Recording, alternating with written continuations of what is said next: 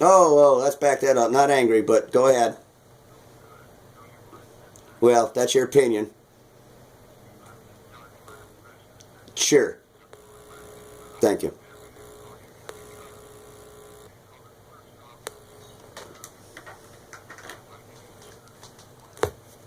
I will. I think they're sort of the same questions that you had before, but you go ahead and I'll do my best. My name is Dean. Okay. Well, the bottom line question is here. I showed Are you the. still there? Yeah. Hello. Can you hear me? Okay. Hello. Okay. Yep. Sorry. Mobile phone here. Okay. You hear me? All right. I can't. Okay. All right. So here's the issue I have, and I'm not sure we discussed this the last time, but we may have.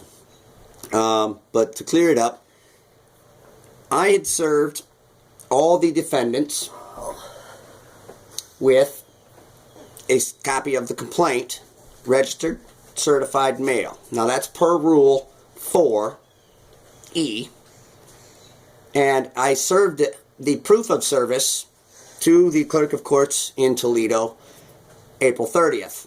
They signed for it, and they acknowledged the proof of service on the defendants had taken place. At that point, the clerk was obligated by duty to summons the defendants with the marshal service. They did not. And I called the clerk's office to follow up in May and follow up in June, and they rest assured it's in the judge's care and it's being taken care of. And 60 days later, I get a dismissal. So now, we never discussed that, sir, because those events never took place. See, we've got a system error. Okay? Well, the case has been dismissed now, so if you don't agree with it, I would file an appeal. Well, no. It doesn't work like that. I mean, of course I will, obviously, if I have to. But see, the judge doesn't get to advocate for the 18 defendants from behind the bench. And that's exactly what took place. Very arrogantly and grossly. And that's a gross abuse of power. So we're not going to just say, excuse me, sir, I'm talking.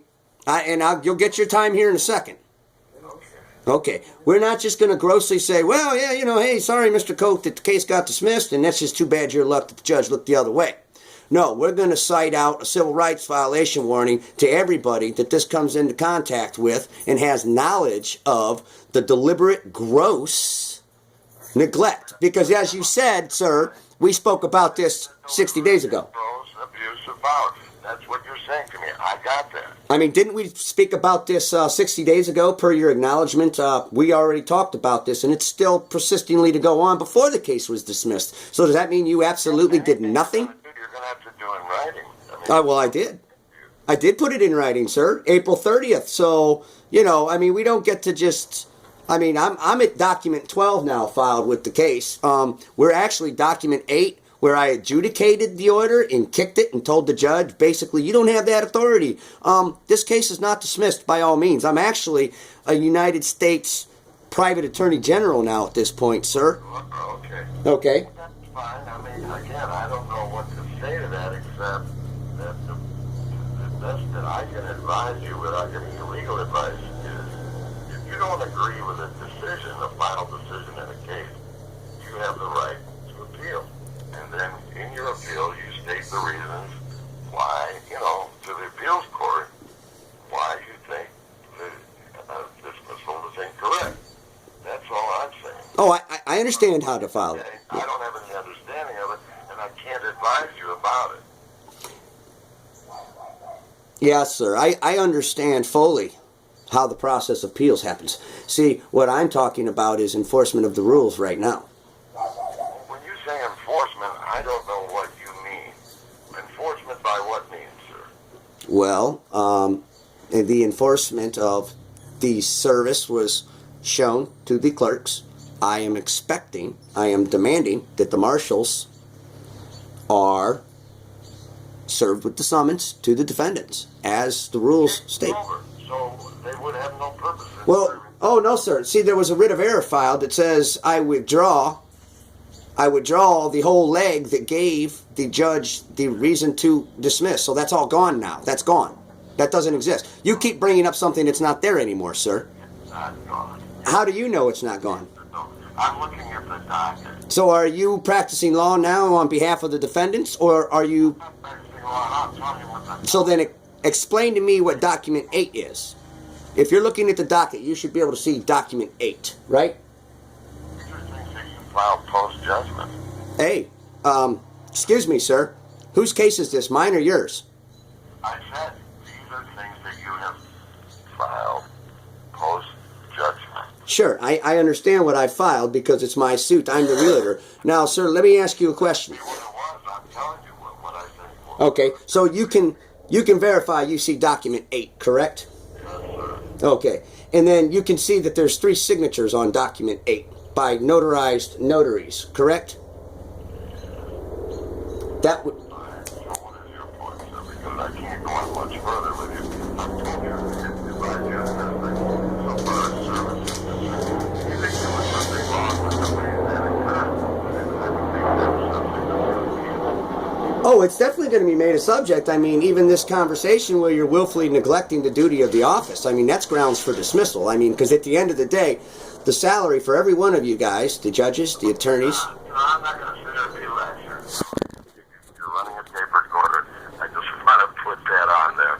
And I'm about done now because I really have nothing more to say to you. Well, I'm discussing the willful neglect of the I don't case. have anything more to say to me except to continue to remind me that everybody has neglected their duty, as you see it, grossly, and abused their authority, and all the other things that you've been saying to me, but I'm not going to just sit here and be lectured by you. I do have a salary to earn. Okay. I'm having you lecture me. Okay, so I won't lecture you, so let's talk about what we're going to do about the observations I'm of... not going to do anything. I called to help if there was a question that I could reasonably answer. And I pretty much assumed, based on our last conversation, it was going to wind up with you telling me the things that you're telling me now, which frankly don't make sense to me, but I'm not going to judge it. Well, That I can't go on and on with it.